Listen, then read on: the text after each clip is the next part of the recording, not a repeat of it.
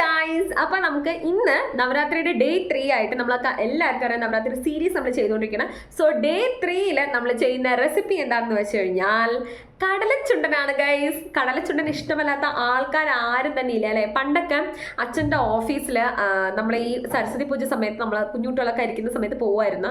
അപ്പോൾ അവിടെ ഞങ്ങൾ ഈ കടലച്ചുണ്ടന് വേണ്ടി വെയിറ്റ് ചെയ്ത് ഇരിക്കുമായിരുന്നു ഗൈസ്. അത് നല്ലൊരു മെമ്മറി തന്നെയായിരുന്നു കേട്ടോ ശരിക്കും പറഞ്ഞു കഴിഞ്ഞാൽ. അപ്പോൾ കടലച്ചുണ്ടനാണ് ഇന്ന് നമ്മൾ ചെയ്യാൻ പോകുന്നത്.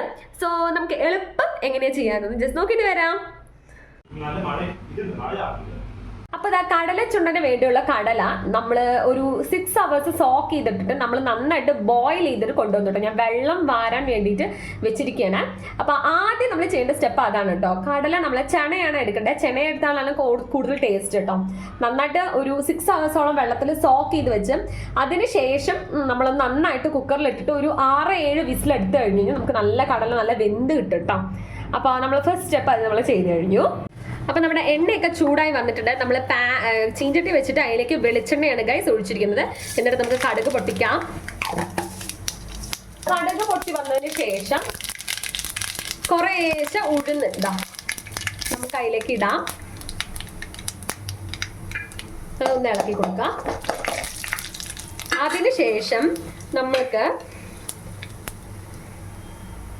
പച്ചമുളകും വറ്റൽമുളകും കൂടെ നമ്മൾ ഒരുമിച്ച് ഇടാം. അത് നന്നായിട്ട് ഇളക്കി നന്നായിട്ടൊരു മണമൊക്കെ അതിൽ നിന്ന് വരട്ടെ.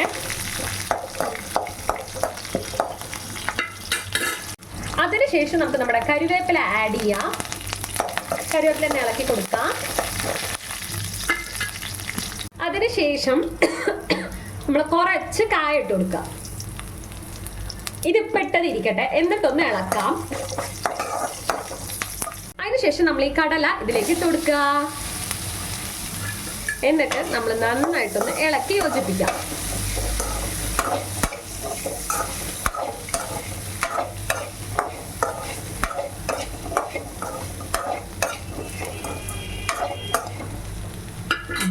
എന്നിട്ട് ഫസ്റ്റ് കുറച്ച് തേങ്ങ മാത്രം ഇട്ടിട്ട് നിങ്ങളൊന്ന് ഇളക്കി കൊടുക്കണം.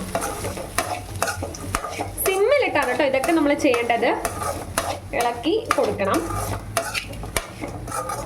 കുറച്ച് തേങ്ങ ഇട്ടിട്ടുള്ളൂ. സിമ്മിലിട്ടൊന്ന് ഇളക്കി കൊടുക്കണം. എന്നിട്ട് നമ്മൾ ബാക്കി തേങ്ങ ഉള്ളതും കൂടെ ഇട്ടിട്ട് നല്ലോണം ഇട്ടിട്ട് ഫുൾ തേങ്ങ ഇടുക. നമ്മൾ എടുത്ത് ഫുള്ള് തേങ്ങ ഇട്ടിട്ട് ഒന്ന് നമ്മൾ ഇളക്കി ഇതെല്ലാവടെയും യോജിപ്പിച്ച് കൊടുക്കുക.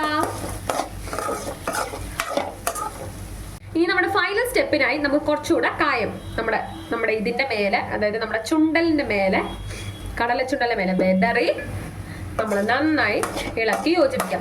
നിങ്ങൾക്ക് ഇഷ്ടമാണെങ്കിൽ ഇതിൽ ഇഞ്ചിയൊക്കെ ആഡ് ചെയ്യാം കേട്ടോ. പക്ഷെ ഞങ്ങൾക്ക് ഇവിടെ ഇഞ്ചി ഇതിൻ്റെ കൂടെ ആഡ് ചെയ്യുന്ന താല്പര്യം ഇല്ലാത്തത് കൊണ്ട് ഞങ്ങൾ ഈ ഒരു സ്റ്റേജിൽ വെച്ചിട്ട് നിർത്തുകയാണ് ഗൈസ്. അപ്പോൾ ഇത്രയേ ഉള്ളൂ കടലച്ചുണ്ടൻ ഉണ്ടാക്കാം കേട്ടോ. അപ്പോൾ നിങ്ങൾ എല്ലാവരും കണ്ടല്ലോ, ഇങ്ങനെയാണ് കടലച്ചുണ്ടൻ ഉണ്ടാക്കുക കേട്ടോ. പല നാട്ടിൽ പല സ്റ്റൈലിൽ അത് ഉണ്ടാക്കും. ഞാൻ എനിക്കറിയാവുന്ന രീതിയിലാട്ടോ ഉണ്ടാക്കിയത്. പിന്നെ നമുക്ക് എല്ലാവർക്കും അറിയാം നിവേദ്യത്തിന് വരുന്ന സമയത്ത് എങ്ങനെ ഉണ്ടാക്കിയാലും നമ്മുടെ ഭക്തി അതിലുണ്ടെങ്കിൽ ഭഗവാൻ അത് സ്വീകരിച്ചുള്ളൂ എന്നുള്ളത് നമുക്ക് എല്ലാവർക്കും അറിയാം. സോ അതുകൊണ്ട് തന്നെ എല്ലാവരും നിവേദ്യം ഭക്തിയോടുകൂടി ഉണ്ടാക്കുക റാദർ ദാൻ ടേസ്റ്റോടുകൂടി. അതുകൊണ്ട് തന്നെ നിങ്ങൾക്ക് നല്ലൊരു നവരാത്രി ഡേയ്സ് ആശംസിക്കുന്നു. Thank you all. അപ്പോൾ ഇത്രയുള്ള ഇന്നത്തെ വീഡിയോ. Okay, bye bye.